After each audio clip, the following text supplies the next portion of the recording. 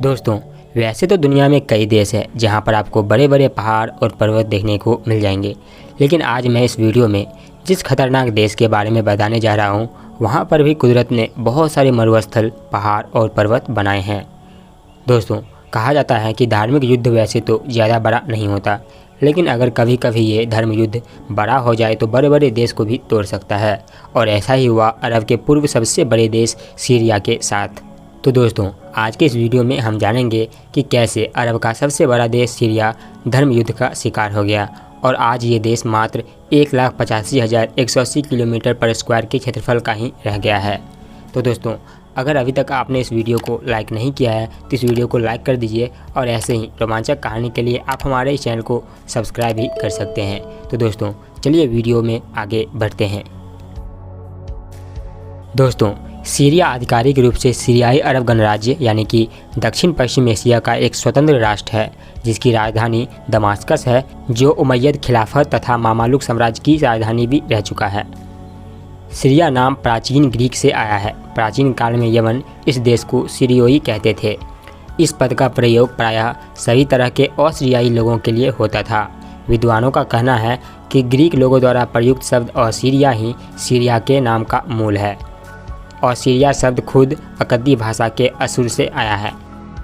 अप्रैल 1946 में फ्रांस से स्वाधीनता मिलने के बाद यहाँ के शासक में बाथ पार्टी का प्रभुत्व रहा। दोस्तों, यहाँ की आबादी लगभग 1,75,00,000 है, लेकिन दोस्तों आपको जानकर हैरानी होगी कि इन आबादी में से 80% लोग इस्लामिक है और बाकी के 20% में से 10% क्रिश्चियन और 10% में बाकी दूसरे धर्म के लोग आते हैं। दोस्तों, आपको बता दें कि इस देश का बॉर्डर दुनिया के बड़े बड़े 5 देशों से मिलता है, जिनमें तुर्की, लेबनान, इराक, जॉर्डन और इजराइल शामिल हैं। दोस्तों, इस देश के पास अपना करेंसी है जिसे सीरियन पाउंड भी कहा जाता है। दोस्तों, आपको जानकर हैरानी होगी कि भारतीय रुपये के मुकाबले यहाँ की करेंसी कमज़ोर है। अगर आप भारत से सिर्फ 1 रुपया लेकर आते हैं तो यहाँ पर इसकी वैल्यू करीब 17 सीरियन पाउंड हो जाती है। दोस्तों, आप लोग ये भी सोच रहे होंगे कि यहाँ के लोग किस भाषा का प्रयोग करते हैं। तो दोस्तों, आपको बता दें कि यहाँ के लोग ज़्यादातर अरबी बोलना पसंद करते हैं। इसके अलावा यहाँ के लोग तुर्किश और कुर्दिश भाषा भी बोलना काफ़ी पसंद करते हैं। दोस्तों, आपको जानकर हैरानी होगी कि भारत में नया साल 1 जनवरी को ही मनाया जाता है, लेकिन सीरिया के लोग नया साल 1 अप्रैल को मनाते हैं। आपको बता दें कि सीरिया में एक ऐसी झील भी है जिसे आर्टिफिशियल तरीके से बनाया गया है और ये सीरिया का अब तक का एकमात्र मानव निर्मित झील है। यह झील सीरिया में लेक असद के नाम से जाना जाता है। तो दोस्तों, चलिए अब जानते हैं कि अरब का सबसे बड़ा देश सीरिया आखिर कैसे टूटा।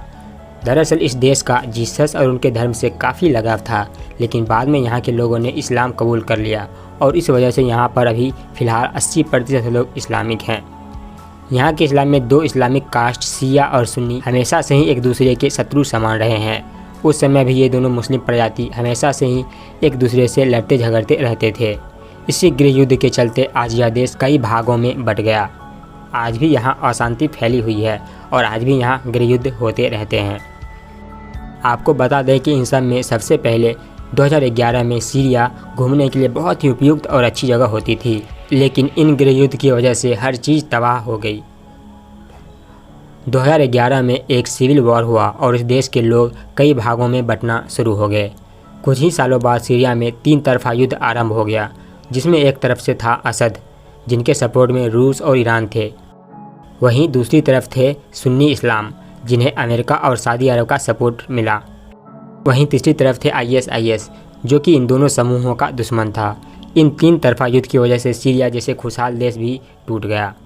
इस वजह से अरब लीग, जो कि अरबीय देशों का एक संगठन था, उन्होंने सीरिया को अलग कर दिया। इस वजह से सीरिया पर एक एक करके मुश्किलें बढ़ती जा रही थी। तो दोस्तों, ये थी वजह जिसने सीरिया जैसे बेहतरीन और पर्यटन स्थलीय देश को भी तबाह कर दिया। उम्मीद है कि आपको ये वीडियो अच्छी लगी होगी। अगर ये जानकारी आपको अच्छी लगी हो तो इस वीडियो को लाइक करना मत भूलिएगा और ऐसे ही रोमांचक जानकारी के लिए आप हमारे इस YouTube चैनल को भी सब्सक्राइब कर सकते हैं। तो दोस्तों, मिलेंगे एक नए वीडियो में एक नई कहानी के साथ। तब तक के लिए आप इस वीडियो को शेयर करते रहिए।